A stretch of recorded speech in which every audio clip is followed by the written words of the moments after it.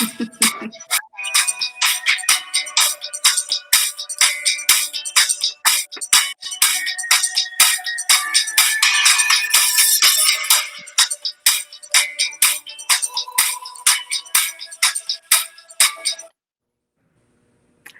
everyone, and welcome to All That Talk Show, where we strive to educate, empower, and entertain. I am your co host, Olivia. I'm Callie. I'm Shang. Hi, and first and foremost, we want to just wish everyone a happy Mother's Day. And on today's show, we want to focus on all things moms. So we will be discussing our relationships with our mothers and how that's impacted us and how we raise our kids today, all of the ups and downs and everything in between. So we have a special guest joining us today. She's a teacher and has a podcast that focuses on all things mom. So please help me welcome Linda Tao to the show. Callie, if you can bring Linda on so we can start this conversation. Hey, there she Hi, is. Linda. Hi, Linda. Welcome. How are you? Can you hear me? Yeah, we can. How are you doing? Doing good. Yeah, how's the quarantine treating you and being home with your kids? I try not to see this time as like quarantine. Rather, I try to see it like a long vacation with my kids. Because if I focus on the idea that it's quarantine, then I get anxiety. But instead, I'm just enjoying that. I get the opportunity to be home with my kids every single day, and so yeah. Yeah, I think it's I think we don't give enough like credit to stay-at-home moms and how Oh my gosh, yeah. like working moms, right? It's hard because you're juggling working and schedules and making food, but then when you're at home with your kids all the time, and Shane's been home, I've stayed home with my kids for a little bit, and now I'm back at work because I want to stay home. So it is a hard job to be a mom that works within the home. Yep. So I really applaud us all for this time that we're having to kind of have this new experience of whether we're trying to work from home or just trying to juggle the kids, and especially since they're used to going to school. It's been quite an experience, and it's a perfect segue into this episode because this is for our mothers that we're together here talking today. And so I think one of the things that like being like a mom today and just my whole experience as an adult, I think has been impacted a lot by my relationship with my mom, and that's been something kind of like this transformation, and sometimes it's a little bit up and sometimes it's a little bit down, and so I think let's just get right into it. But I kind of want to explore just your relationship with your mom, starting from a very young age. So I'm curious to see what you ladies have as far as memories of your mom at an early age. So any takers? I can go. When I look back on the relationship I had with my mom when I was a child, I think it was just all good. It was all good. Mm-hmm. It was all good because when you're a little kid, you see your mom as this superhuman, right? Nothing can go wrong. She can do nothing wrong, right? And I was the youngest, so with the golden so that means that it meant that my mom cared for me extra, right? And so I got to sleep with my mom. I got to eat with my mom. I got everything that I wanted. And so the relationship I had with my mom was just really, really good as a child, right? Because again, as a child, you're very optimistic. You see nothing wrong with the world. So that's what my relationship was like with my mom when I was really, really young. How old do you remember, like, how old are your earliest memories for you? Maybe, okay, so I could be wrong. So I probably need my mom to like tell me, but I would say maybe when I was three. So during this time, 3, because during this time, I remember specifically, I wanted, my mom, they were trying to transition me, into sleeping in my own bed, but I would refuse. So every night I would climb into bed. And so I remember my dad would he got the couch. So every night he would push the couch in front of the door. So that way I don't go in the room, but I would climb over And so then I would go and sleep on the ground, but then I would put my head on the bed like this. And so I remember my mom would always say that, yeah, my mom like, and then not so she like that. My mom was like, I thought that was a joke. But she thought that. My mom would say she would feel so bad because then she wanted to sleep with me, but udachika, right? Because my dad wanted me to transition into my own bed. And so, yeah, I think I was like 3. Oh my gosh. Aw. That's awesome. That's like such an American thing. I mean, okay, maybe Yeah. not an American thing, but like, isn't that that's a little different, right? Because I guess I always envision like parents just having their kids sleep with them. So I feel like your dad's very, I don't want to say like Americanized, but that's the only word that's coming to me, y'all. I think it's more of like, so because I was 3, my sister was 4, my other sister was 5, and my brother was 6. I think it's just they never got a break. Wow. He was like, Yeah. we need some personal time. So Yeah. She's the last one. Boot her out. Yeah, I think for me, Linda, I kind of have the same thing as you. It's like my dad passed away when I was 4, and I was the last one for him, but for my dad. And so I felt like my mom was very protective of me, and she kind of just like did everything for me. So I do remember just being attached to her all the time. And so, she always shares an embarrassing story of me, and I'm not going to share it because it's quite embarrassing. But I mean, I literally was that attached to her till I was about, like, I think even in the 2nd grade, I was still super attached to her. And I think a part of it is because, my dad was no longer there and she was all I had. So everywhere she went, I went with her. So my memory with her as a child was very positive. You just think that you're gonna go and you just go play. You don't actually go pick berries, right? You just move quick, but they have to take you. So I've always had really positive memories of with my mom as a child as well. So. Oh my gosh. I like seriously, my mom put me to work like when I was like 3. I seriously was like washing dishes, like muate, mutoka. Okay, I'm just kidding. At 3? I was gonna say, where's that now? Well, actually, because I know. What was that? So weren't you born? You were born in Thailand, and you didn't come till you were a little bit older to the States, right? No, I was 5. Yeah, but I'm just kidding. I don't remember. I mean, if you know how to talk at 3, you talk they're lucky. Nako packing up. I can totally tokai though. I've like slit the throat of actually I haven't. I've held the wing. Sorry, I misspoke. So I have to share a story really quick since you said that. So yeah. I'm scared of chickens. I mean, I'm just scared of animals in general.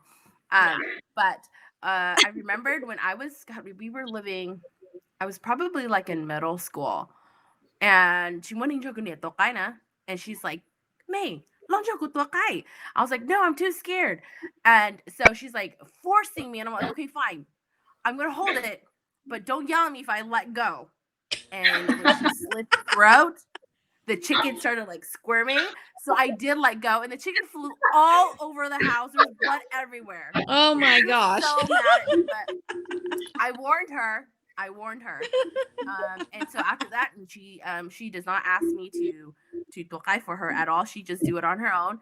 And even like when I got married, I did straight up tell like my husband, I'm like, just so you know, you gotta tell your mom, they cannot expect me to hold chicken. I'm scared. I mean, unless they want to clean blood off the walls. So every time my mother-in-law, she always asks my brother-in-law and him to go do it. So I'm like, oh. That's a traumatizing, like, experience. Oh, that's so funny. Mm-hmm. Yeah, but I was just kidding about the working thing. I'm the youngest or I'm not the youngest, but I'm the second youngest and the only girl. But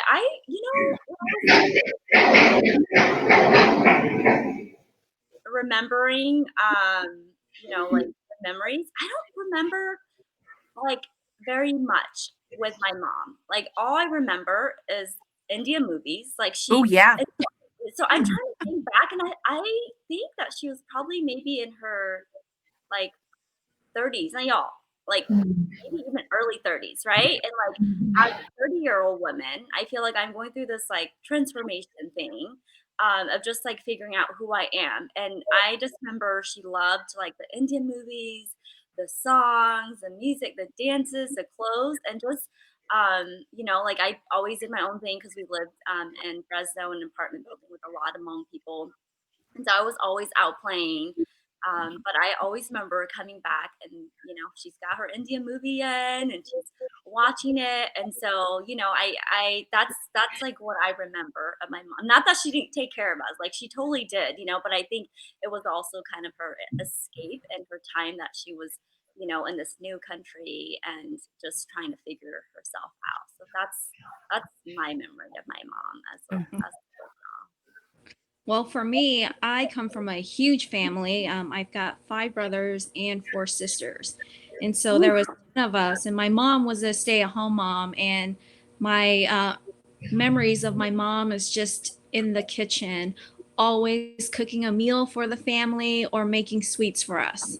So my favorite memory of my mom was that she would always make donuts for us. And, like we're Wow. just came from Thailand, and so we're not rich or anything, poor, and so we would use like the glass cups to shape the donuts, and we would use the bottle caps to cut the middle out.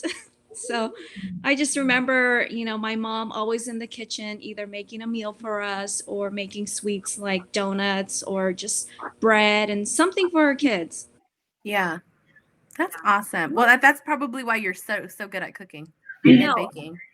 And moms are so like they're just, even though like we grew up poor, yeah, like we certainly like to well copia, like my mom never had a proper like roller.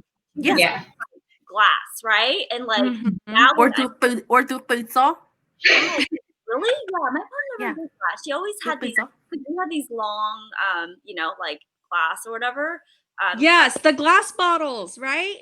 Like the No, poison star. but Poison similar, yeah, like That's we what we would use. yeah, and so, like, I just remember yeah, like, they would make, stuff and just be really, really resourceful, and so that's, Mhm. Mm-hmm. Yeah. something awesome that, I think I have to realize now is just how much they try to make, a home out of what we had.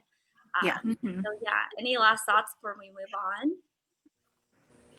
No. Okay, so the next question that I have is what memories do you have of your mother as a teenager? And I would say that teenager are pretty rebellious, and I think we all go through our own thing. And so I definitely had my own experiences with my mom as a teenager. I'm curious to see how your experience was with your mother as a teenager. Well, Like for me, during my teenage years, I wouldn't even have to say teenage. I think just like 头一阵小命you on now, right? So my dad passed away, and my mom remarried my stepdad now, and then she had my little brother and sister. And I just always remembered being so angry because I always got stuck babysitting. And mm-hmm. I know I joke with my little sister all the time, but one time I really wanted to go out and play so bad, and I was stuck at home and I was watching her. And so my mom had those like little cheap strollers that's like $10 at Walmart. And I put her in there, and I was Sheena, and I forgot to strap her. And so when I was like running with her, she just straight up fell forward. Oh my And my mom came home, I gosh. got into so much trouble. And I'm like, oh my God. So, I've always been like this. So it's like after my sister, then it's my brother. So I hated like that time of year where it's like I'm either gonna go day with my mom, or I have to watch the kids, or I go to the farm to help her watch the kids because she can't leave us at home by ourselves. And so there's happy moments, and then there's also really there's like moments where I'm like super angry. Yeah. And then going into like my teenage years, she was actually pretty good when we're talking about like my teen years.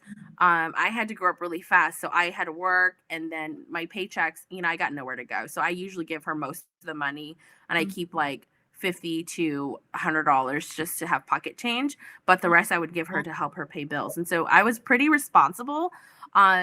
Though I must say, like on weekends when I like go to the clubs and stuff, because you know I'm transitioning and I'm like making new friends in high school, she would always, and I shared this story with Callie, she'd always be like, no, like you can't go. Right? You know, it's dangerous. But then, you know, I'm like, well, you either let me go and I'll let you know who I'm with. I'll make sure you meet them.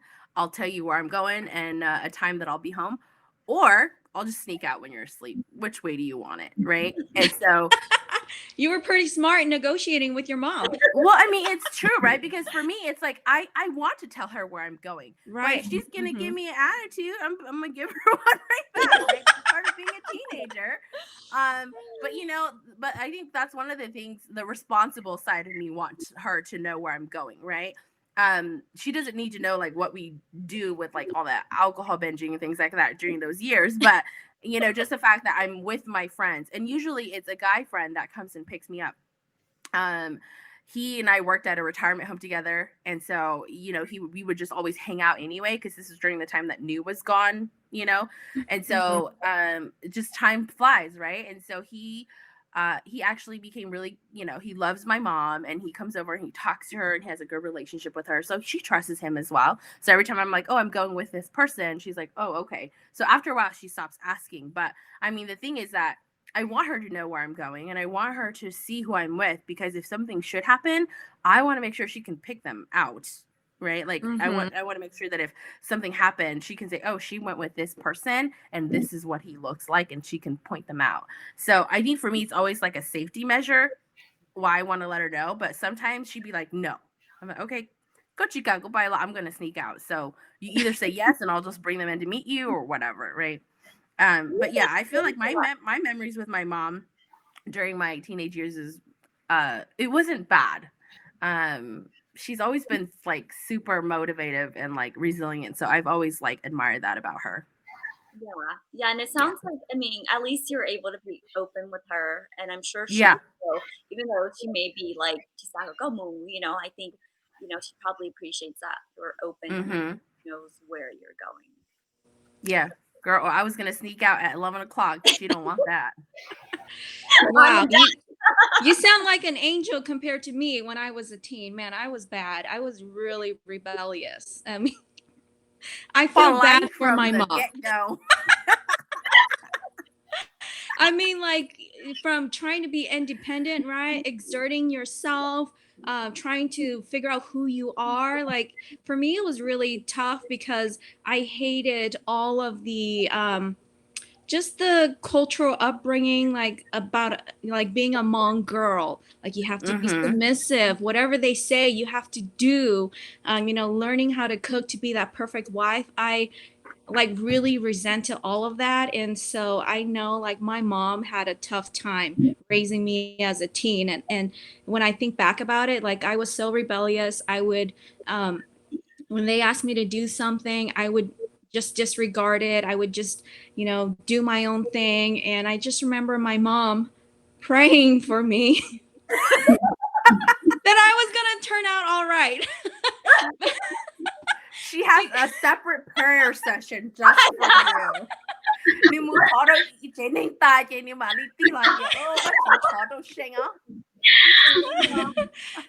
You know, and you know, thinking about it now, like I was really rebellious, but the values that she tried to instill in me, like I really value them now, but as a teen, I certainly didn't. Yeah. So I guess those prayers did work out in the end. That's so funny. Linda? I think for me, my relationship with my mom started to deteriorate when I became a teenager. So I think when I was young, I had it really good. So a lot of things happened to my older siblings that I didn't quite understand, and it didn't kind of like manifest until I became a teenager myself, right? Because you know, when you're a teenager, you start to develop your own identity, and so that's when I realized that I couldn't do that. So because I was really attached to my mom, and I think she was also really attached to me because I was the baby. And so when I started to develop my own sense of identity, it was discouraged. It was discouraged. Everything was like pretty much disapproved, you know. But I think it's something that my older siblings went through that I just didn't understand until it happened to me. And so when it happened to me, it was kind of like a shock, and I didn't accept it well. And so that's when I just kind of, I don't know, I can't remember exactly how or when, but my sisters and I, we would be able to sit with my mom at the table. We would be able to laugh at everything. You know, we were just so tight.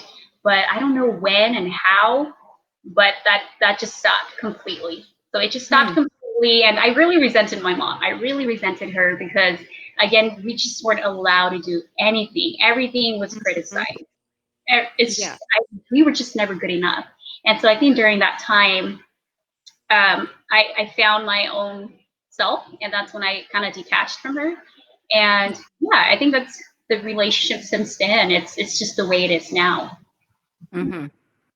Yeah. So was it when you became like they viewing you as becoming a woman, or I'm trying to figure out when that. It's very simple things. The way you act is disapproved, right? So the way you dress, it's disapproved. Because I think for as an adult now, I'm starting to understand why my mom was the, you know, she did things she did. It's because my mother saw my sisters and I as an extension of herself. So not so much like separate little individual beings with our own wants and needs, rather an extension of her, right? So whatever we do kind of reflects her work. And so she was honest. You can't do this, you can't do that, you know, you don't talk that way, don't talk this way, don't do this to your hair, da da da da da da da, right? Nothing was ever good enough. And so I think it was always like that ever since I was a little kid. But again, like I shared at the beginning, because we saw our mother like this superhuman, you know, I guess it just never affected me until I became a teenager. And that's when, you know, I wanted to do things, but it's like, no, no, no. So, and then again, it's a lot of like criticism with the way we looked, you know, like, oh, because my mom, when she was young, she would always tell us that back in Thailand or Laos, she was one of the girls at the village would talk about how, oh, she's beautiful, you know, she's just this beautiful woman, right? And then there's me, my sister, my older sister, where we look nothing like her, you know, we look more like our dad, or we're not pretty, blah blah blah, blah, which is never good enough. And so it doesn't, you know, when I was younger, she would say that when we were younger, but we didn't really care about it until we became, you know, because when you enter into middle school, that's when your whole entire life changed, right? Because now you're comparing yourself to other girls, and then you have your mother who's comparing you to her and other people, and then you're just like, okay, I am just ugly, you know, I'm just not good enough, right? So Yeah. Well, and do you think like when you say your mom and all, right? Like don't dye your hair, don't look this way, don't look that way. Do you also think that has something to do with like your dad too? Because I know like absolutely. right? Because I think like in the Hmong culture, like we're all about saving face, right? And so I think like some like all the time as I was growing up, my mom would always be like, "Có thấu only có trái chị, they could shake chị tao bay," right? But to me, it's like I don't care what they could have to say. Like I'm sorry, but if I want to do it, I'm gonna do it, whether people approve of it or not, because that's something I want to do. So I feel like a lot of the times our parents like limit us our growth because they're always so afraid of what our relatives are gonna think of them. It's not really about us. It's about Or them. don't dye your hair because you're gonna be itu pulai. If you're Yeah. pro-pulai, if you dye your hair, yeah. Right. Well, that's a great point to bring up, because I'm the only girl in my family, and so I felt like my dad didn't really know like what to do with me, you know. So I think that my mom, like she would anticipate things that my dad wouldn't like, right? Because Mhm. I'm like kind of like the first trial and the last trial, and so it wasn't like there was somebody above me to like help me. And so but I think a lot of things that even like when I got older, that I would like think that it's my mom, but I think, like you said, it initiates from my dad, or maybe her anticipating what my dad's gonna think. And Yeah. but as a teenager, I think that was probably the one point in my life where I was the closest with my mom, and I think it's because I didn't have anyone. You know, I had friends who had sisters, but other than that, like I didn't have anyone to like hang out with. Right, my brothers, they all play volleyball or soccer. They all had each other and had 7 brothers, and so I was kind of like, I either like wanted to do all the boy stuff or I would do, all the stuff by myself. And Mhm. so like me and my mom were just, really tight. And I think because I didn't have any older like sisters to look up to, like I mean, I was like pretty innocent for pretty long, right? Because I just didn't know any better. And I think I just was like a little girl for like a really long time. And I like read a lot and I don't know, I just like had my own little world that I was in. And then I had my mom, and we would do a lot of stuff together. And so that's what I remember as a teenager, just being really like my mom being there for me, and she probably felt sorry for me because all my brothers would go play volleyball, in the evenings at the park, and I would be like by myself, just like Yeah. Yeah. But it must have been nice to have like that mom, that one-on-one time. It was, yeah, yeah, and I definitely took that time for granted, but looking back, yeah, like, it was just, like, me and my mom, like, we would go do laundry on Sundays together, and I, like, loved fruits, and so, we would go across the Food Lion. There was this, grocery store called Food Lion, and so we would go, and she would get me cherries, and, like, we would eat and just talk, and, she would hold my hand. Aw. That's so sweet. Yeah, so that's Yeah. where yeah, that's like my teenage years were probably my closest with my mom because of that. The laundromat days I don't miss for sure. Yeah. I don't know about you guys, but I hated doing laundry with my mom on Sundays because we would be there all day. Oh You yeah. know? And it's like, oh, I want to go play, or I want to go do something else, or I just want to stay home. But it's like, nope, tao muốn thuốc khăn giờ. No. Yep. All day. Mhm. Yeah. Yeah. So I would say like the next big phases of our lives is us becoming moms ourselves. And so I'm Mhm. curious to see what that experience was for you and like that relationship with your mom, if that changed any. So like when I got married, like when I left with my husband in Lamu Chasa or Josa Dagu family, right? My mom called me and she was like crying. And she's like, I already miss you, and why come and I feel really bad, but I also really miss my husband, right? Because he was gone for so long. And she was like crying, and I think one thing that she's always told me was after I had my kid, she's like, she always asked my like, oh, give me Andrew Kupu. I'm like, no, like I don't want him to sleep here because I'm gonna miss him. And she's like, oh, chị có bao tiền thuộc e quay đi cũng cho con chị có bao tiền trong bộ đi trà lo, right? She always says that to me. So, I think for me it's I I see so much great things in my mom because she had to be like a mom and a dad to me. Because even though she married my stepdad, he wasn't really a dad. He's always kind of everywhere. And so I think she's just really shown me like how to be resilient and how to be just super independent, take care of your own things, like don't wait for other people. You just do you kind of thing. And I have just really loved that about her. And I've taken that and try to cultivate it and just let it be me, right? Like take a part of that and let it be me. But I think for me, I see how she's uh treated like my little brother and sister because she was so busy trying to make a living. She didn't have time to be a mom to them. She was a mom. She was a mom, but to a certain extent, right? Like she had to right? And so she didn't really go to like my sister and my brother. They're like volleyball games or any of their like um shows at school. She didn't attend any of those things because she was always farming or she was working. And so I think for me, it's like trying my best now as a mom, knowing how it made me feel because she never attended any of my basketball games either. Like I had to ride the school bus or the bus in general that's provided by the city to get to my school or to get to places or ask for rides from other players to come pick me up. And so I think for me, like just knowing how it made me feel when I took my little brother and sister everywhere, right? I attended all the things that they did because I wanted to make sure they didn't feel what I felt when she wasn't there.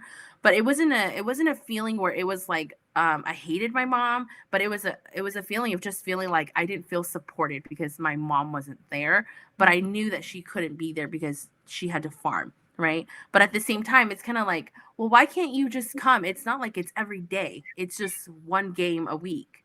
And Mhm. so I don't know, I guess like that somewhat have an impact on me, and I just want to make sure that for my kids that I try to be there as much as I can, because they're more valuable than making another dollar. Mhm. Yeah. Mhm. Well, and your mom probably struggled a lot Oh, financially, she and did. was the reason why she Yep. spent so much time on the farm, Yeah. And provide for you guys. yeah, Yep. like the generation of like our generation of moms, yeah, they're definitely not helicopter parents. But I think that that's like something that's great because I think I definitely did. I don't want to say got confused, but I think when I became a mom, I definitely felt like I had to give myself up and just be a mom, right? Yeah. Um, Mhm. and I definitely feel like my mom was definitely not like that, right? If she needed to do stuff, she went and did stuff. I Mhm. feel like her world, which honestly, I'm grateful for because I feel like as a mom now, right? I have other obligations, I have other things, and like I love my kids, but I also want them to be independent, and I think that's what my mom, taught me, right? Of just Mhm. like that. She's still a person, and she still has her own Yeah. needs and wants. And so I think like for me, just realizing that as now that I'm a mom, like it's okay to like not drop everything for my kids all the time because I mean Mhm. reality is that like my kids are going to go off one day and be their own people, and that I can't solve every problem for them. I can't be there for everything, and that they're gonna Mhm. have to do that on their own one day. So Mhm. yeah. Yeah, I It's Yeah. so agree interesting with you say that, Kelly, because I feel like my mom was a helicopter mom. Right? She was always hovering over us and seeing everything that we are doing. And so, when I became a mom, I'm just so grateful for this experience because when I became a mom, I realized a lot of trauma that I didn't realized before that I needed to heal from, because Mhm. before you can start taking care of these tiny little lives, you actually have to kind of take care of yourself, right? You have to kind of, like I always say, put on your oxygen mask first, right? I need to be able to do that before I can take care of my kids. And so I didn't realize that I had all these healing that I needed to do because when I got married, my husband and I, we just started talking about, hey, let's have a kid because we want that life. But then I didn't realize all the expectations or all the responsibilities that would come, right? And all the healing that needed to take place. And so when I became a mother, I started that healing process, right? Because when I had my first son, one of my greatest concerns was, did I inherit any sort of like narcissistic parenting trait from my mother? Because I don't want to pass that over to my child. I don't want to traumatize them, right? And so I try my very best to honor their feelings, not to dismiss it, because I think one thing for me growing up was that a lot of our feelings were dismissed because they're not important. And so it really affected me as a teenager, as a young adult. And I think it follows you even up to, if I think anybody who grew up with narcissistic parents, it's something that follows them, up to adulthood, even to parenthood. It's not something you just throw away, right? But I think Yeah. the healing process is something that really, really helps. And so for me, again, I started that healing process. And when I started healing, that's when I realized that growing up, I had this like false image or expectation for my mom. I wanted her to be a certain way, right? So I didn't recognize that when I was younger, but I had expectations from her, and I just didn't accept her for who she was. And I didn't try to understand why my mom did the things that she did. But now that I'm in the healing process, I recognize that the reason why my mom did the things she did is because of all the trauma that she experienced, right? Yeah. And so I need to, instead of every time talking with her and expecting her to be the mom I wanted when I was a child, I just had to accept that that's who my mom is. And so when I started accepting my mother for who she is, our relationship it's improved. It's improved. So it's not where I can sit with her and laugh like we used to when we were kids, right? But I can tolerate my mom. I can tolerate my mom compared to when I was younger. I resented her. I didn't want to talk to her. I didn't want to see her. I just didn't care because I feel as a child so much of her feelings were being thrown at us, right? We were expected to we were expected to provide her the emotional support that she needed, but we were kids. And so as an adult now, because I started healing just from being a mother myself, my relationship with my mother has improved a lot. And so That's awesome, Linda. Hard to Yeah. like I mean, I think I really healed from like all that because like as good as like our experience was, I think that like as I got older, I felt like she definitely wanted to control, like and like keep me on that path, right? Whatever path it was, like to make sure that my life was good. And so I think it for me, I had to like just realize that like my mom can have her own opinion and I don't have to go along with it and I don't have to agree with it and I can just say thanks for your opinion, like because that's all it is, right? Like that's okay, like you can say all you want. I'm gonna make my decision and that's like, thanks for your opinion. And that's it, So I think separating myself from my mom because she was definitely, I think I would say that my dad is pretty like has a pretty controlling personality. And so I think that rubs off on her. And then, as the only daughter, right? And then as the only daughter that Muyomikatia, it's like, oh good Lord. And so I definitely felt like, like once I got married, then it's like, okay, well now we gotta like do all these things, right? Because Muyomikat, like there's all these expectations of what I needed to do because I did something quote unquote wrong. And so, but then I think once I just let go of the stuff, her expectations of me, because then I stopped having expectations of her as well. So yeah, it's just And I also think the helicopter mom, it mostly stems from their love and concern for you as their daughter, right? They just want the best for you. It doesn't come out that way, but the underlining right. point is that Yeah. they do want what's best for you. Because I Yep. don't know about you guys, but I'm 36 and my parents, they're still helicopter parents. Mhm. If I'm But, gone for the day, I yeah. don't think we realize that until we're a little older though, like when they're doing that, we just feel like they're like messing up with our fun.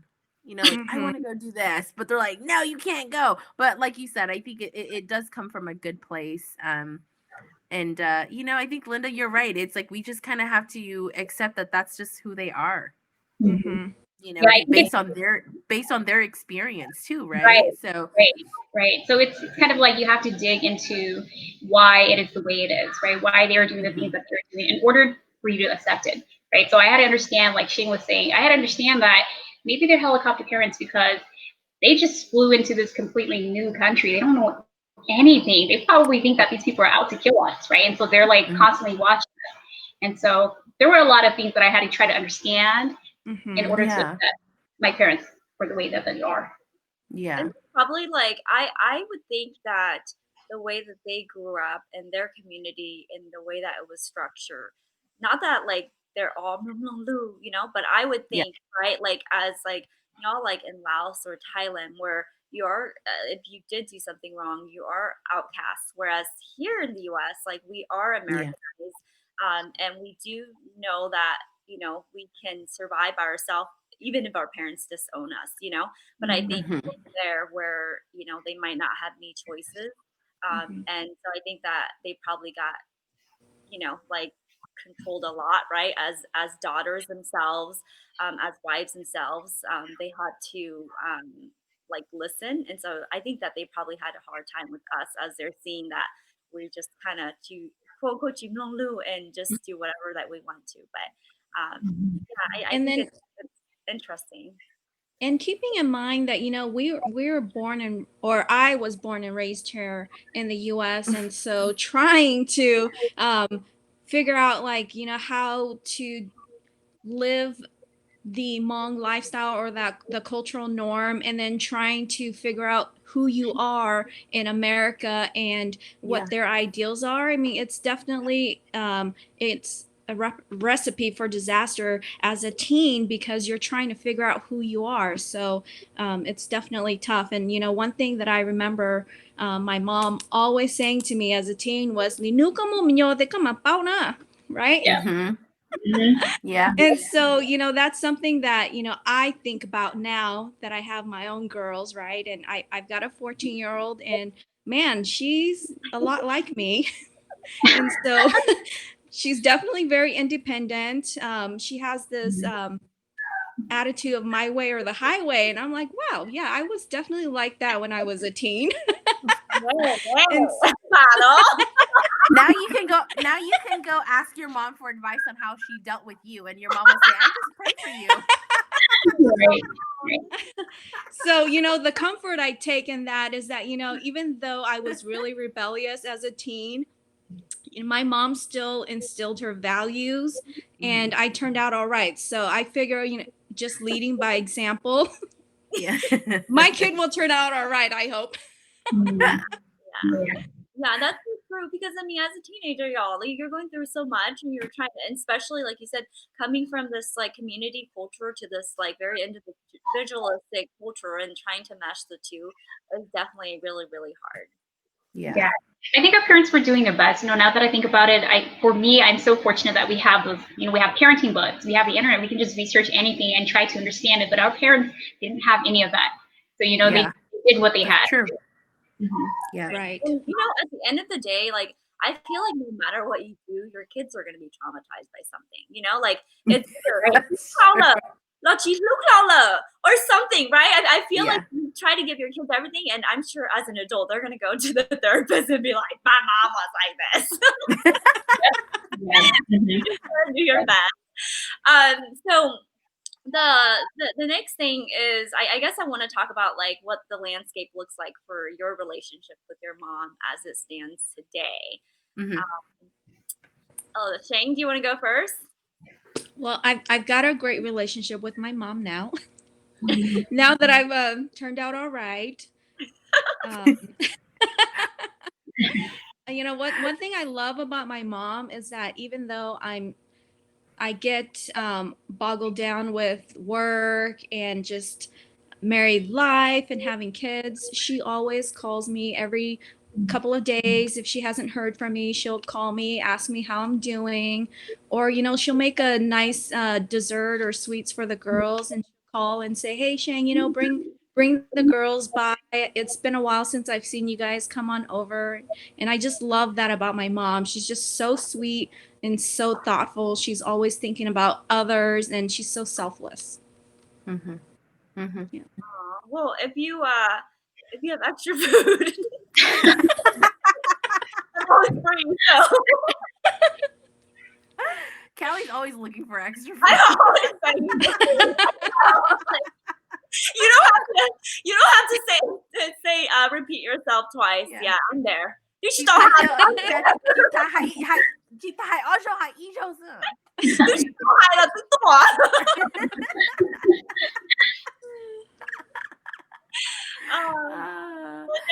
Olivia.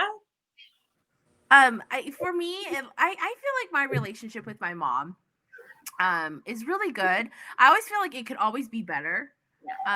Because like Shane said, it's like you're so like my schedule is so booked with like just life in general that sometimes I forget to check in on her.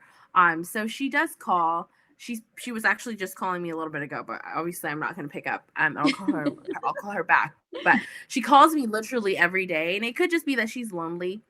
Her health isn't that great, and so I think she's kind of going through a phase where she's really dependent on other people now, and Mhm. she can't drive anymore.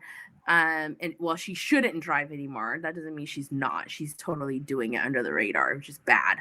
But I think she's at a place where she's very vulnerable, and that's not what she's used to. She's used to doing everything herself. And so she calls me constantly crying or like asking me to go see her or take the kids. Like she misses my little guy. And, I just feel like at this part of my life and my relationship with her, it's good, but it could be better.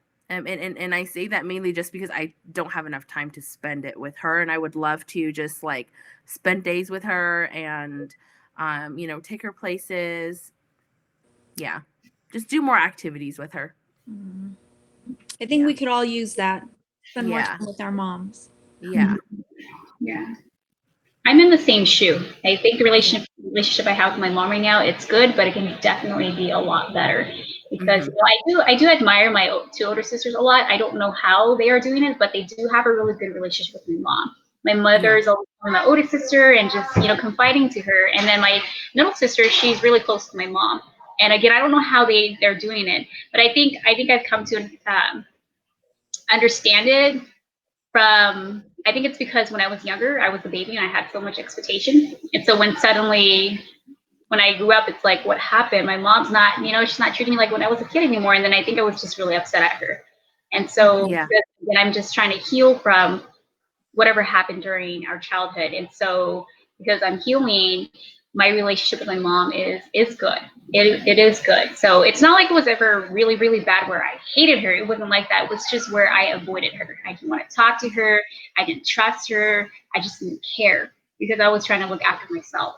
But now that I'm a mother and I see how much I think the only person in the world that truly cared for me is my mom, now that I'm a mom. Because, when I had my first child, my mom killed 30 chickens for me. She killed them. She chopped them into pieces, bagged them in individual little bags so that when I could like just pop it into the pot, right? And she picked up the herbs, and it was my mom who cared for me. And so I know now that my mom loves me a lot, and that I'm pretty sure she wishes she can take back some of the things that she did, but she can't. And so, yeah, I think the relationship I have with my mom right now, it is good, but it can definitely be better on my part. Yeah. I think the way that our moms show us love, y'all, it's like we have kind of like the love language, right? It's like they try to express to you like how they want love, and but then we're expecting something else, right? But that's not how they feel love. And I think kind of meeting in the middle and realizing that, like that's how they're showing their love, even though that's not what we're looking for. I would say like with my mom, so like you all know, like I went through my divorce, and I didn't really share a lot with my mom just because I didn't want her to like hurt and cry and be sad. But like my brother also went through a divorce, and I would talk to my brother, and like he would say, like mom's my best friend, like she would call me and like pump me up and just encourage me, and like she's the only one that listens to me, and you should talk to mom, and blah blah blah, and it was just like kind of like, but I just needed, that's not really how I deal with things, I don't just like tell my parents or my mom things. And so then, once my mom like found out about, the separation and the divorce, and she would call me and just, and I wasn't expecting anything per se about what they were gonna say.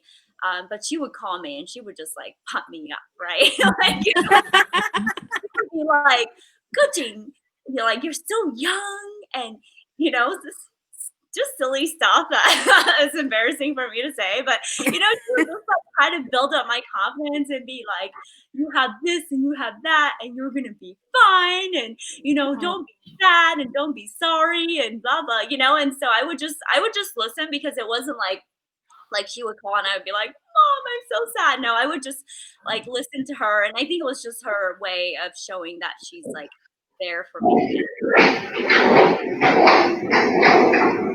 Don't talk as much as we probably should, just because of the way, again, like the way that I deal with like the stuff I'm going through. I don't necessarily like tell my mom everything about how I feel, but I think it's nice to just know that she's got my back, and that she like all the stories I create about my head as like having that link, she's protecting me from that, and just encouraging me. So I think that's just been great to see and have. I think our parents change, like you say about like love language. I think my mom's love language has definitely changed towards me. I think because she's in this like vulnerable state where she feels like she could go any day. She says I love you a lot more to me now than, because she's never told me that growing up. She shows it so different, right? Like her love is more like, I'm gonna go make money so I can buy you food, get clothes for you, so then you at least look like other people and you don't look poor so you get made fun of. She tried so hard to just make sure that right? And she has to be like a mom and a dad. And so she tried so hard to make sure that she helped guided us in the right way through life. So she never really set like you know, time with us, or she never really said I love you. But as I got older with my own kids, and as she's transitioning from like being this really independent person to like being very dependent on my brother and my sisters, and she calls often and say, you know, like I love you and I miss you. So I feel like it's definitely changed, and I love hearing that kind of stuff from her because I didn't get to hear it as a child. I mean, I'm not gonna lie, it felt kind of awkward at first because it's like, oh, mom, you never said that to me before, you know? All this love. Yeah, I'm like, whoa, okay. Like when the first time she said it to me, I'm like, but you know, I think it's different when they're like, oh, gululuka, right? Instead of saying Luca. like actually guluka, right? Instead of like, oh, tío, gululuka, but that's different versus Right. like having a conversation and just saying, oh, make guluka, you know, like that, right? And so Wow. when I first heard that, I was like, oh my God, that's so different, you know?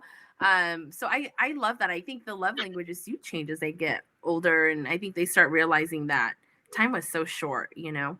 So Mhm. They become nicer, y'all. Like I have a yeah. like we have like I have a younger brother, and he is definitely, I mean, has the best treatment, right? Because I feel like as my parents have aged, they've gotten so much softer, right? Like I felt like Hmm. they were hardcore with us, and at the end they're like, oh, like everything goes, Yeah.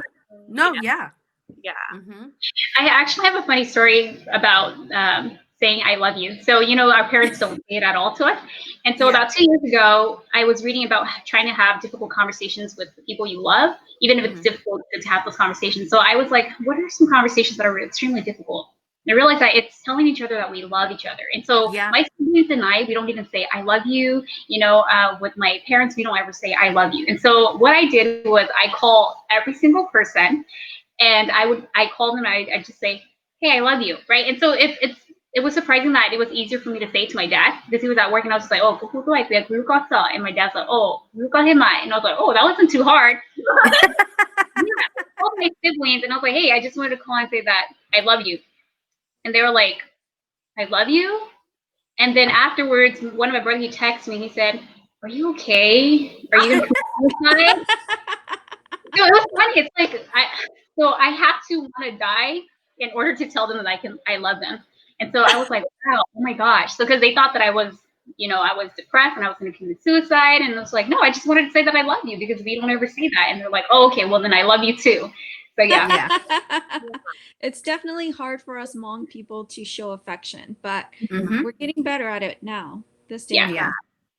I Mhm. mean, I think it's even strange saying it to like my siblings, you Yeah. know? It's I mean, it's funny because my little brother, because my mom was so busy, you know, taking care of us, that I was pretty much like his I joke around, I'm like your dad, you know.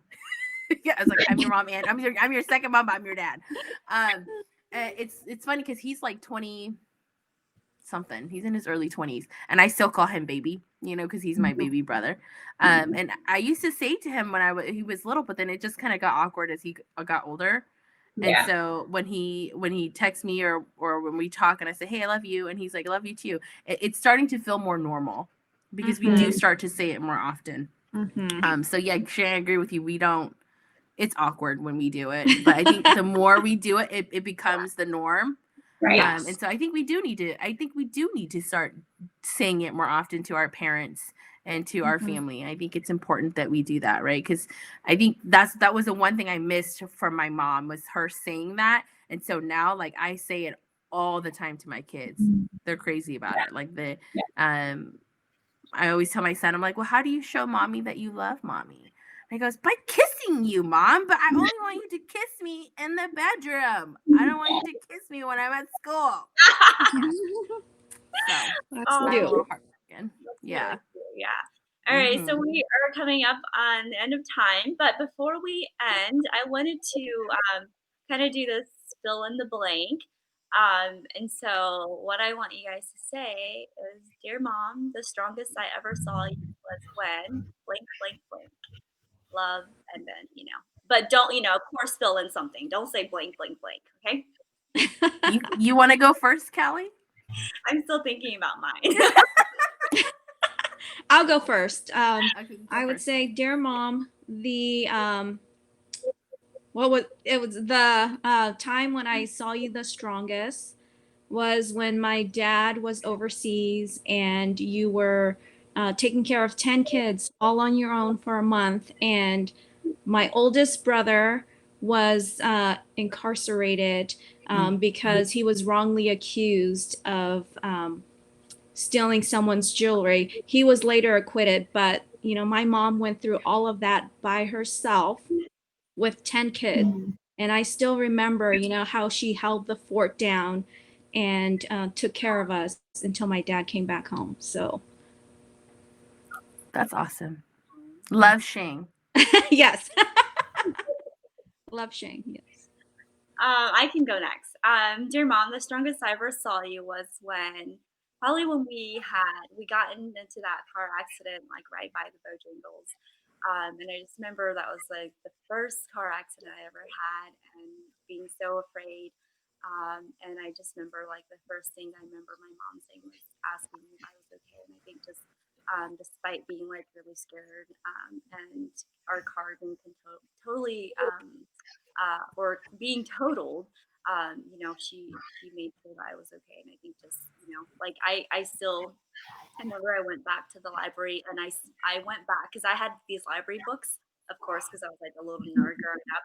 But I went back and I smelled the book, and it takes me like right to that place because it still had that airbag smell, you know.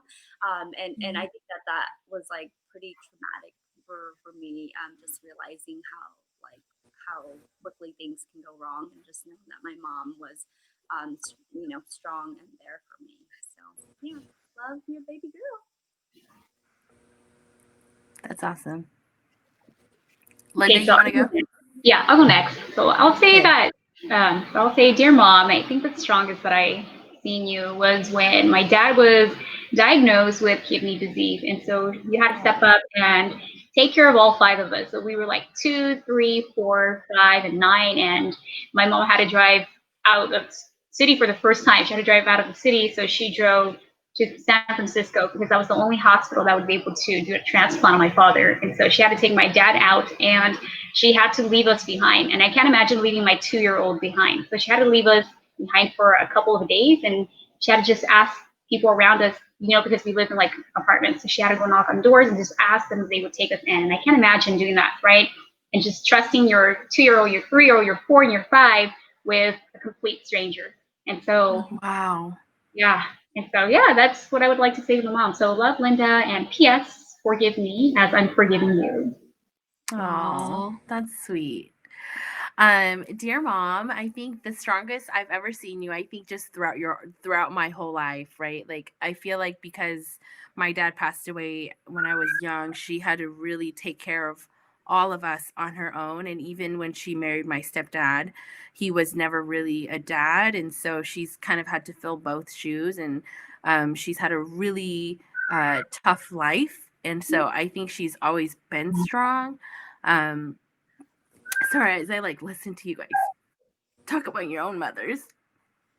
Oh, I was like tearing up earlier, but sorry. It's okay. You know, there's So nothing like a mother's love. cry, okay? Seriously. It's like, come on now. I know. I was like, I as I was just listening to each of you share your the strongest you've seen your mom, it brings tears to my eyes because I think we all struggle, right? And I can't finish it. But yeah, I think just like throughout her whole life, she's always been super strong. So, you know, that's something that I want to take away from her for sure. Oh, well, thank you everyone for tuning into all that talk. We hope you guys have enjoyed hearing our stories and just the different relationships that we have with our moms. And the underlining thing is that what they've done for us is it is because of their love for us. And so we hope that you guys have enjoyed hearing us honor our moms. And also, we want to remind you guys that conversations start with you and within your circle. Yes. And happy Mother's Day to everybody. Don't forget Thank you. Yes. All right. Okay. See you guys here. Happy Mother's Happy Mother's Day.